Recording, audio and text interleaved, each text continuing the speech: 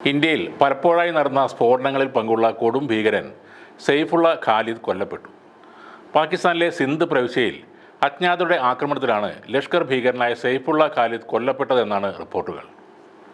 2001 Rampur CRPF ക്യാമ്പിന് നേരെയുണ്ടായ ആക്രമണം, 2005 ബാംഗ്ലൂരിലെ ഇന്ത്യൻ ഇൻസ്റ്റിറ്റ്യൂട്ട് ഓഫ് സയൻസിലുണ്ടായ ആക്രമണം, 2006 നാഗ്പൂരിലെ RSS കേന്ദ്ര കാര്യാലയത്തിന് നേരെ നടന്ന ആക്രമണം, ഇതിനെല്ലാം പിന്നിലെ സൂത്രധാരനാണ് സെയ്ഫുള്ള ഖാലിദ്. കുറേ നാളായി നേപ്പാൾ കേന്ദ്രീകരിച്ചായിരുന്നു സെയ്ഫുള്ള ഖാലിദ് പ്രവർത്തിച്ചിരുന്നത്. പിന്നീട് പാകിസ്ഥാനിലെ വിവിധ സ്ഥലങ്ങളിൽ മാറി മാറി കഴിയുകയായിരുന്നു. ഈയടുത്താണ് സിന്ധ് പ്രവിശ്യയിലെ ബാദിൻ ജില്ലയിലേക്ക് താമസം മാറിയതെന്ന് രഹസ്യാന്വേഷണ ഏജൻസികൾക്ക് വിവരം ലഭിച്ചിരുന്നു. വിനോദ് കുമാർ എന്ന പേരിൽ നേപ്പാളിൽ കഴിഞ്ഞിരുന്ന ഇയാൾ അവിടെ നിന്നും നഗ്മ ബാനു എന്ന സ്ത്രീയെ വിവാഹവും ചെയ്തിരുന്നു. വ്യാജ പേരിൽ നേപ്പാളിൽ കഴിയുമ്പോഴാണ് ഇയാൾ ഇന്ത്യയിൽ ഈ ആക്രമണങ്ങൾ എല്ലാം പ്ലാൻ ചെയ്തത്. 5 വർഷത്തിനിടെ നടത്തിയ 3 ആക്രമണങ്ങളിൽ നിരവധി ആളുകൾ കൊല്ലപ്പെടുകയും ഒട്ടേറെ പേർക്ക് പരിക്കേൽക്കുകയും ചെയ്തിരുന്നു. നേരത്തെ പഹൽഗാമിലെ ഭീകരാക്രമണത്തിൽ 26 പേരുടെ ജീവൻ നഷ്ടമായതിന് പിന്നാലെ ഇന്ത്യ ശക്തമായി തിരിച്ചടി നടത്തിയിരുന്നു. പാകിസ്ഥാനിൽ ഒളിച്ചു താമസിക്കുന്ന നിരവധി തീവ്രവാദികളെ ഈ ആക്രമണത്തിലൂടെ ഇന്ത്യ കൊലപ്പെടുത്തിയിരുന്നു. അതോടെ ഭീകരവാദികളുടെ പ്രധാനപ്പെട്ട നേതാവായ ഹാഫിസ് സയ്യിദിൻ്റെ സുരക്ഷ വർദ്ധിപ്പിച്ചിരുന്നു. 77 വയസ്സുള്ള ഈ ലഷ്കർ തലവനെ വിട്ടുകിട്ടണമെന്ന് ഇന്ത്യ ദീർഘകാലമായി ആവശ്യവും ഉന്നയിച്ചിരുന്നു. 2008 മുംബൈ ഭീകരാക്രമണത്തിൻ്റെയും സൂത്രധാരൻ ഹാഫിസ് സയ്യിദ് ആയിരുന്നു. ഭീകരാക്രമണങ്ങൾക്ക് സാമ്പത്തിക സഹായം നൽകിയെന്ന കേസിലാണ് പാകിസ്ഥാൻ സർക്കാർ ഹാഫിസ് സയ്യിദിന് തടവ് ശിക്ഷ വിധിച്ചിരിക്കുന്നത്. 46 വർഷമാണ് അദ്ദേഹത്തിനുള്ള ശിക്ഷ.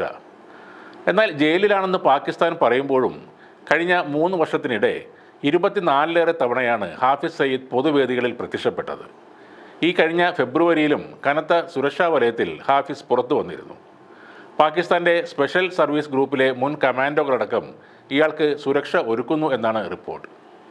പാകിസ്ഥാനിലെ ഭീകരകേന്ദ്രങ്ങളിൽ പാക് അധീന കാശ്മീരിൽ അങ്ങനെ എല്ലായിടത്തും ഹാഫിസ് വരുന്നുണ്ട്.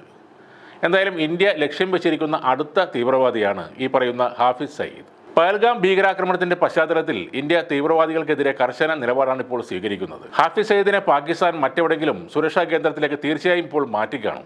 എത്രയോ കാലം ലോകം മുഴുവനും അന്വേഷിച്ചിരുന്ന ഒസാമ ബിൻ ലാദൻ എന്ന കൊടും ഭീകരനെ അബട്ടാബാദിലെ ഒരു വീട്ടിൽ പാർപ്പിച്ചവരാണ് പാകിസ്ഥാൻകാർ. അമേരിക്ക കോടികൾ വാരിയെറിഞ്ഞ് ബിൻ ലാദനെ തെരഞ്ഞ് ലോകം മുഴുവൻ ഓടി നടക്കുമ്പോഴും അമേരിക്കയുടെ പിച്ചക്കാശ് വാങ്ങി ജീവിച്ചിരുന്ന പാകിസ്ഥാനിൽ ഒസാമ സുരക്ഷിതനായിരുന്നു. എന്നാൽ അമേരിക്ക അത് വളരെ വിദഗ്ധമായി കണ്ടെത്തുകയും പാക് സൈന്യം പോലും അറിയാതെ അതിർത്തി കടന്നു വന്ന് ബിൻ ലാദനെ അവിടെ വെച്ച് തന്നെ കൊലപ്പെടുത്തുകയും ചെയ്തിരുന്നു. ഇന്ത്യ തേടുന്ന ശത്രുക്കൾ പലപ്പോഴും കൊല്ലപ്പെടുന്നത് നേരിട്ടുള്ള സൈനികരുടെ ആക്രമണത്തിലല്ല, അത് അജ്ഞാതൻ കൊലപ്പെടുത്തി എന്ന പേരിലാണ് വാർത്തയായി വരുന്നത്. ഇപ്പോൾ സെയ്ഫുള്ള ഖാലിദ് എന്ന കൊടും ഭീകരനും അജ്ഞാതരാൽ കൊല്ലപ്പെട്ടെന്ന വാർത്ത വരുമ്പോൾ പരിഭ്രാന്തി ഏറുന്നത് ഹാഫിസ് സയ്യിദിനും പാകിസ്ഥാൻ സൈന്യത്തിനും തന്നെ ആയിരിക്കും.